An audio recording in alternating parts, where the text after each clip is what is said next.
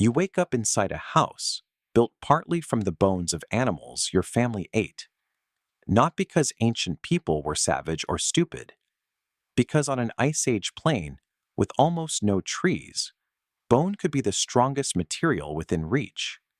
Your fingers go numb. The wind searches every crack. A fire can save your life or fill your shelter with choking smoke. Winter was not uncomfortable. Winter was a death machine. By the end of this video, you will understand what ancient human houses may really have looked like, why caves were only part of the story, and how early people turned wood, grass, hides, mud, stone, and even mammoth bones into protection.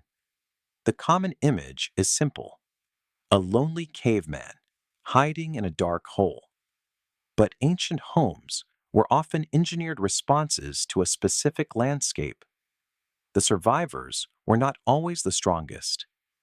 They were often the ones who could make a safe place before the weather turned. Picture a cold grassland stretching to the horizon. Smoke slips from a low shelter while children sit near warm ash. Stone tools scatter beside worked hides, and the people inside listen for wolves beyond the firelight. At Ohalo 2, on the shore of the Sea of Galilee in present-day Israel, archaeologists found evidence of brush huts about 23,000 years old, including a hut roughly 4.5 by 3 meters. A home was not just where you slept, it was where you made tomorrow possible. Researchers discovered 2 interlocking logs at Kalambo Falls in Zambia, preserved in waterlogged sediment and dated to at least 476,000 years ago. At first, they thought early humans that far back mostly used simple individual tools and followed the landscape as it was. Then they realized someone had intentionally shaped a notch into one log so another could fit across it. This was not a random pile of branches. It was structural woodworking. The builders were not Homo sapiens because our species had not yet evolved. Researchers cannot say exactly what the structure was for, but it may have been part of a platform, walkway, foundation, or shelter-like construction near the river. The important part is the planning. Someone had to choose trees, cut them, shape them, carry them, and fit them together. A house begins long before the roof. It begins when a group decides that nature is not enough. And that was only the beginning. Archaeologists found evidence for possible shelters at Terra Amata, a site near Nice in southern France. At first, researchers imagined a classic cave life because caves preserve bones, ash, stone tools, and ancient floors far better than exposed camps do. Then they realized that many people also loved in open-air places where sunlight, water, animals, plants, and travel routes were easier to reach. At Terra Amata, excavators reported hearths, stone tools, and patterns interpreted as traces of shelters, with reconstruction suggesting structures as long as about 14.9 meters. But researchers still debate exactly how the features formed and how confidently they can be reconstructed as huts. That uncertainty matters. Wood rots, hide disappears, grass collapses. A temporary house can vanish almost completely, leaving only dark soil, stones, ash, and the marks of posts. The archaeological record does not show every home ancient people made. It shows the rare homes time failed to erase. And some of the best preserved homes reveal far more than walls. Researchers discovered 6 brush huts at Ohalo 2, a hunter-gatherer camp that survived because rising water covered and protected parts of the site for thousands of years. At first, people might expect a Stone Age hut to be a messy pile of branches, with everyone sleeping wherever there was space. Then, they realized the floors had patterns. One brush hut contained a central hearth, specific working areas, embedding near the walls. Archaeologists identified grass bedding made from plant stems and leaves, arranged in repeated layers and covered by compact clay. That means the people inside were not simply escaping rain. They were organizing heat, work, sleep, and movement. The hearth was not placed randomly. The sleeping space was not placed randomly. Even the edge of the shelter mattered. A house is a map of what a family fears, values, protects, and repeats. In this case, it may have protected rest itself, but a clever brush hut was only one answer to one environment. The Ice Age demanded something heavier.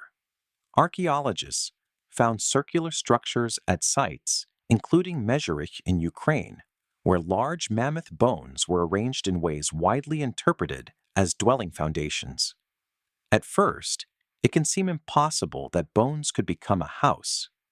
Then, you notice the problem those people faced. During cold phases of the last ice age, much of the mammoth steppe had limited wood available for large construction.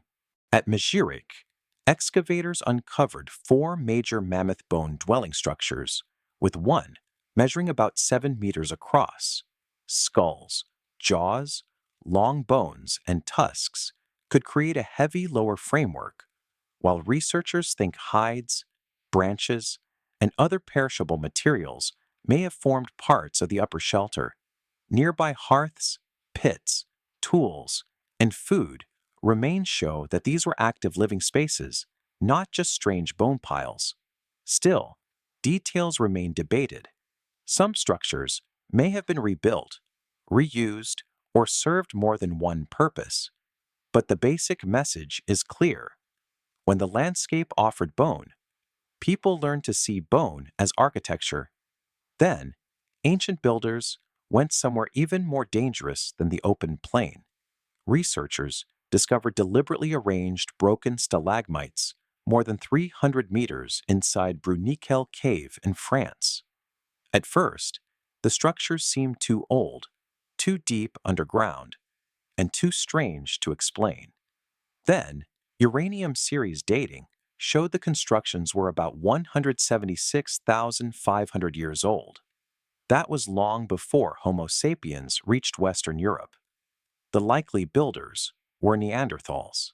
They had broken off cave formations, carried and arranged them into ring-like structures, and used fire nearby. Burned bone and heat-altered surfaces were found at the site. The purpose remains unknown. It may not have been a house at all. It may have involved shelter, light, social activity, or something symbolic that we cannot recover. But it proves something powerful. Neanderthals could plan activities beyond daylight, coordinate a group underground, control fire, and alter a difficult environment. A home is not always a building. Sometimes it is the place a group creates together against the darkness. And the darkness was never the greatest danger. The real question was what can kill us here? Cold could kill you. Rain could kill you. Smoke could weaken you. Predators could find you. A shelter had to block wind without trapping too much smoke. It had to stay warm without burning down. It had to be near water, but not so near that a flood took it. It had to be close enough to food, stone, wood, and animal paths, yet far enough from danger and waste. This is why ancient houses probably varied enormously. A family on a warm lakeshore could use brush and grass. A group on an exposed Ice Age plain could anchor a heavier structure with bone. People near forest could use wood and bark. People inside a rock shelter could add windbreaks, hearths, bedding, and working zones rather than building 4 walls from scratch. There was no single Stone Age house. There were thousands of solutions, and every solution carried the memory of a threat. Imagine lying awake while wind presses against a hide roof. Imagine hearing rain turn the ground outside into black mud. Imagine knowing that if the fire dies before dawn, A child or elder may not make it through the cold. What would you build first? A wall, a roof, or a place for the people you cannot afford to lose? The answer was rarely one person with a stone axe. A house required cooperation. One person could gather reeds, another could prepare hides, someone could maintain the fire, someone could watch children, someone could repair a roof before a storm. At Ohalo, too, the organized floors and hearth areas suggest repeated shared routines inside a compact living space. At Colombo Falls, fitting heavy timbers together required planning that went beyond grabbing whatever branch was nearby. At Mesjerik, moving and arranging mammoth bones was not a casual afternoon task. These homes may have been built by people who understood something every parent, neighbor, and emergency worker understands today. Survival is a team sport. Honestly, I think this is what makes the story so human. A prehistoric house was technology, but it was also trust made visible. Your brain still notices the sound of rain on a roof. Your body still relaxes when you feel warm light, a solid wall, and other people close by. You still arrange rooms around sleep, food, work, safety, and family. You still hate a draft under the door. That instinct is ancient. Not because we are trapped in the Stone Age, but because our ancestors survived by noticing what made a place safe enough to rest.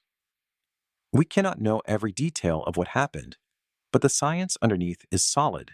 Ancient humans were not waiting for civilization to teach them how to live. They were already designing against cold, darkness, hunger, and fear. Before cities had streets, before houses had keys, before walls had names, there was a fire, a roof, and a group refusing to face the night alone. Before us, home was survival.